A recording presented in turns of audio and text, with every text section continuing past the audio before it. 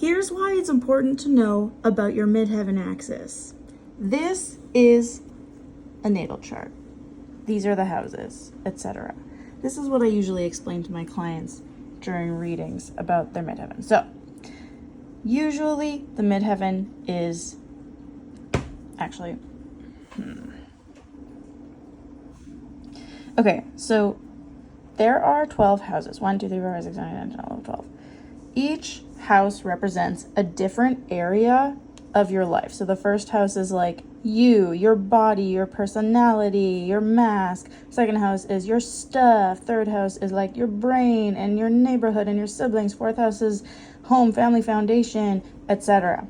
So the midheaven, it's always going to be almost always going to be at the top of the chart. It's going to be above the horizon line, so above the first and seventh cusp.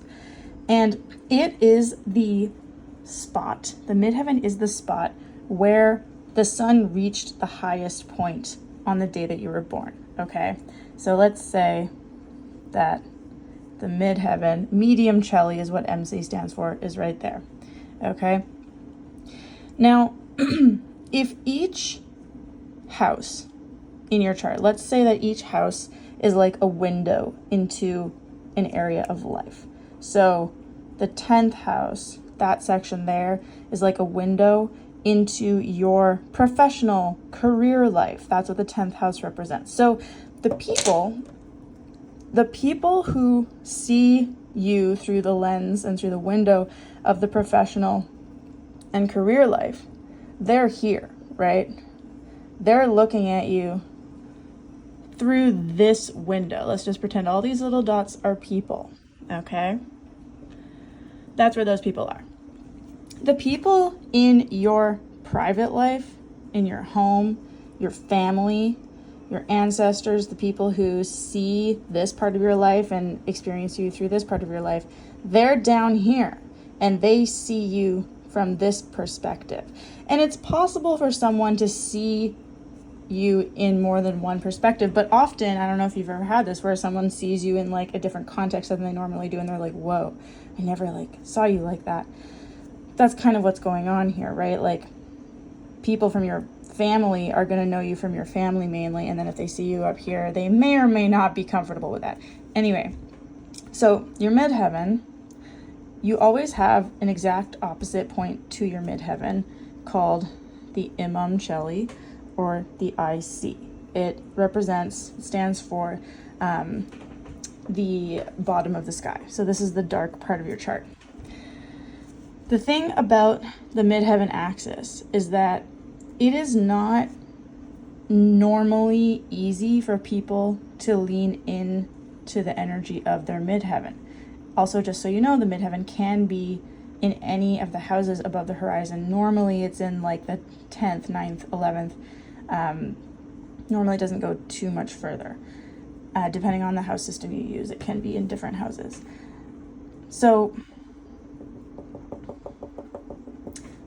normally we feel the most comfortable in the foundation part of our chart, right? Like, obviously we start, this is where our roots grow. This is where we get nutrients, and this is our childhood. This is where our family is, and this is just like our comfort zone and what we grow up learning, what we default to just because it's familiar. Because of that, when it comes time to move out into the world, into the 10th house part of the world, we're not necessarily going to be all that comfortable with that, right? Like, this is a very new type of existence. This is a very new area of life. And you have skills here. Your midheaven represents like skills and expertise that you have in that area. But it's going to feel a little bit scary at first, just because this is your comfort zone, and this is what you know, and this is what you don't know. This is new, this is scary. Your brain is going to be like, let's not do that. So it can help to identify, okay, what is the sign that my IC is in? And how does that represent the things that I default to and the ways that I sabotage myself? How do I keep sabotaging myself by going back to this energy instead of embracing this energy, right? And if you're struggling trying to have a business, or just in life in general, in your career, or you don't feel fulfilled, it's very likely that you are trying to have a career or a business from this part of your chart. But these people who are meant to be helped by you and see what you have to offer, they're up here.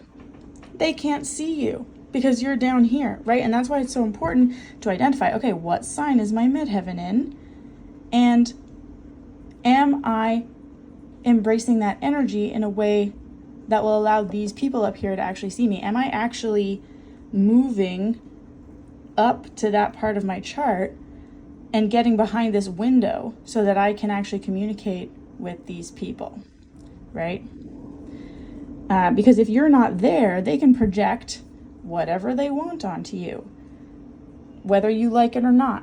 If you're not there, you have no control over your career. And so that's why it's important to step out of this comfort zone, to step out of that energy that is your natural default just because it's familiar, and balance yourself out by embracing some of the qualities of your 10th house or your midheaven sign, right?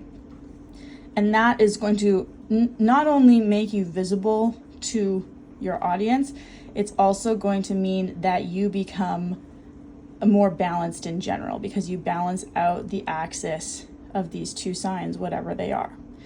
And that just makes you more able to deal with things and to speak to your audience effectively. See what I mean? So, and every single house, is a different window and area of your life, and you can apply this concept to all of them.